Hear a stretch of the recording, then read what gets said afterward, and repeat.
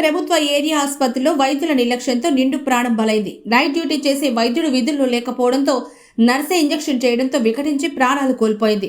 ప్రశ్నించేవారు ఎవరూ లేకపోవడంతో మూడో కంటికి తెలియకుండా సాక్ష్యాన్ని మాయం చేయాలని ప్రభుత్వ వైద్యులు హాస్పిటల్ అభివృద్ధి కమిటీ సభ్యులు ప్రయత్నించడం దారుణం. శవ పంచనామా చేయకుండానే మృతదేహాన్ని వారి బంధువులతో గుట్టు చప్పుడు కాకుండా పంపించడంతో అనుమానాలకు తావిస్తోంది.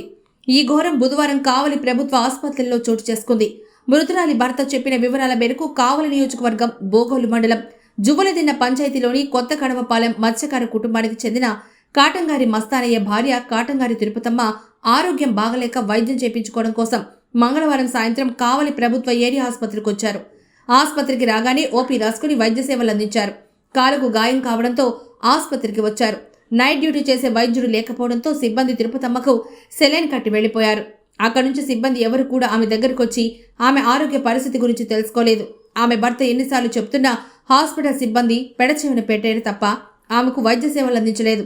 చాలాసేపు రోగి భర్త వాదించడంతో సిబ్బంది వచ్చి సీరియస్గా ఉంది, నెల్లూరు వెళ్ళండి అని ఉచిత సలహా ఇచ్చారు. ఈ టైంలో మేము నెల్లూరుకి ఎలా వెళ్తామమ్మా, రేపు ఉదయాన్నే వెళ్తామని, ప్రస్తుతం ఆమెకు వైద్యం చేయండి అని గగ్గోలు పెట్టాడు. అయినా వైద్యులు ఆయన గోడును పట్టించుకోలేదు.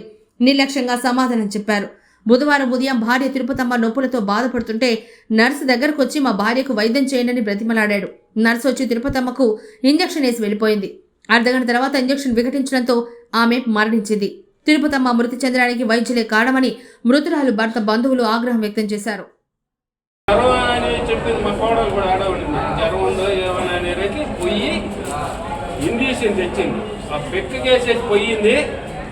నాస్తా తిన అన్నాను అనేసి ఊపింది. ఇంకా ఇంత ఇంత ఇంత నాలుగు వచ్చేసింది. వస్తే రామ్మ